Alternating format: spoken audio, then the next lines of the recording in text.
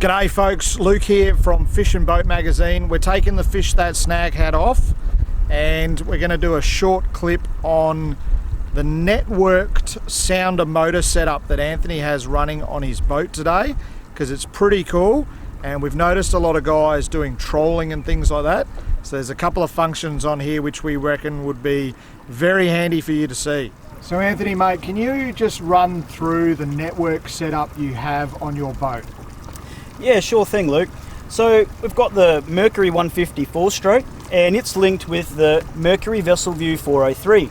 Now this little 4-inch screen grabs all the engine data and it'll transmit that engine data on an NMEA 2000 network. So that network is also linked with my HGS Carbon 12s. So the main benefit of that is I can see all my engine vitals, fuel usage, and some other really cool features like troll control. So as you can see here, this is the Mercury Vessel View screen and we can see our current RPM, speed, trim position, and we can also make sure that the engine is running okay and there is no engine fault codes and so forth.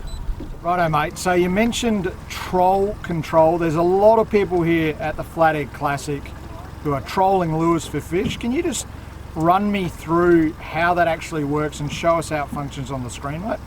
Yeah, sure. So it's actually really simple. It's a great little feature by Mercury, and we simply put the motor just into gear. We then hit the vessel control button on the side of the sounder, located just there. We hit troll control and enable.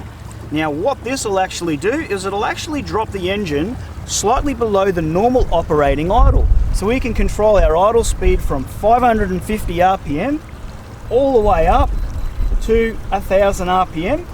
Monitoring that with our speed over ground, we can get our absolute perfect troll speed.